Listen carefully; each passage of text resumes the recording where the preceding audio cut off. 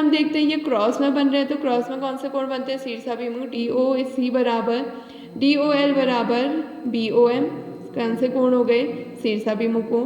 साथ में आपको OD बराबर OB दिया हुआ है, तो AAS सर्वांग समता से दोनों त्रिभुज क्या हो गए, सर्वांग सम। अगर त्रिभुज सर्वांग सम होते हैं तो CPCT से आपकी भुजाएं यानी DL और BM भी क्या होंगे, सर्वांग सम होंगे।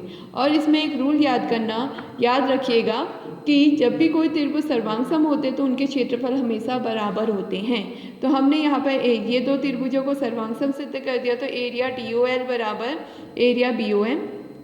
यहाँ पे इक्वेशन 1, यहाँ पे स्पेस नहीं था तो थोड़ा ऐसा बनी, इसको इक्वेशन 1 कर देना, क्योंकि सर्वांग सम त्रिभुजों के क्षेत्रफल बराबर होते हैं। अब हमने इतना भाग तो बराबर दिखा दिया, इसके भाग को भी अब हमने एरिया में बराबर दिखाना है, तो इन दो त्रिभुजों को सर्वांग सम करते हैं। पहला ये 90 है तो ये भी 90 होगा, ये 90 है तो ये भी 90 हो गया, एक तो 90 डिग्री का कोण हो गया।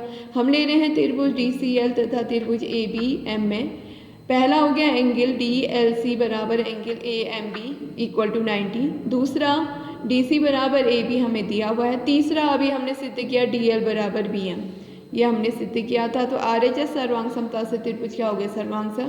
त्रिभुज सर्वांग सम तो ये एरिया भी क्या हो जाएंगे, इक्वल। बट हमें तो एरिया DOC और AOB को इक्वल दिखाना है, तो इसके लिए क्या है, देखिए इसमें आपको क्या करना है, इन जो छोटे थे क्षेत्रफल, अगर हम एरिया DOL में एरिया DLC जोड़ दें तो किसका एरिया निकलेगा, DOC का।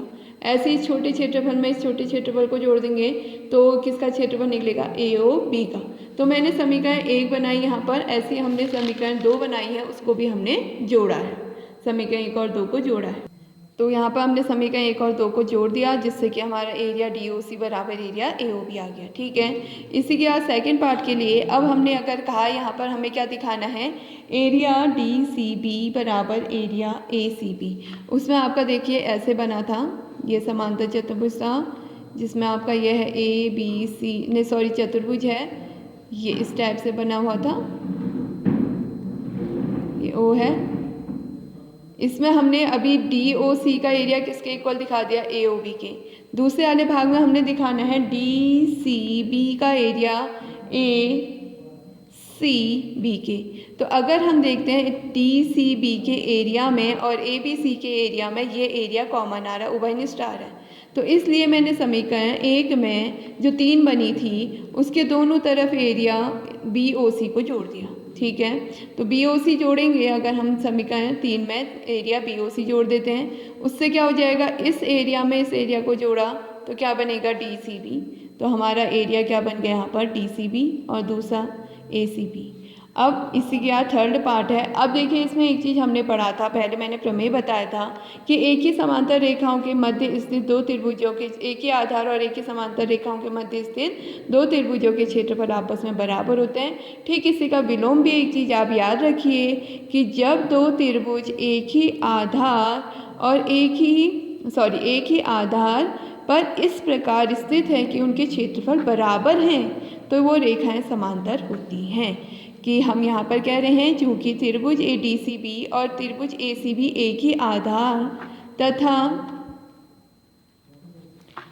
एक ही आधार BC तथा यहाँ पर लिख लेना तथा एक ही रेखाओं, अभी हमें समांतर नहीं पता है, एक ही रेखाओं कौन सी आ रही है यहाँ पर आपकी आएगी ऊपर की DA और CB, DA तथा CB के मध्य इस प्रकार स्थित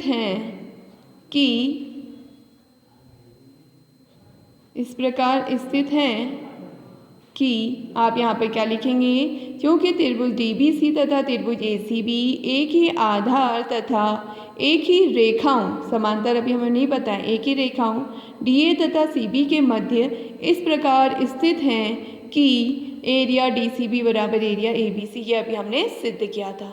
और ये तभी संभव होगा जब रेखाएं क्या होंगी, समांतर, क्योंकि हमने पढ़ा था कि जब रेखाएं समांतर होती हैं यानी एक ही आधार और एक ही समांतर रेखाओं के मध्य अगर दो त्रिभुज स्थित होते हैं तो उनके क्षेत्रफल बराबर होते हैं। और इसी का विलोम यदि दो त्रिभुज एक ही आधार और एक ही रेखाओं के मध्य इस प्रकार स्थित है कि उनकी क्षेत्रफल बराबर है तो रेखाएं समांतर होती हैं। यह तभी संभव है जब DA और BC क्या हो जाएंगे, आपके समांतर।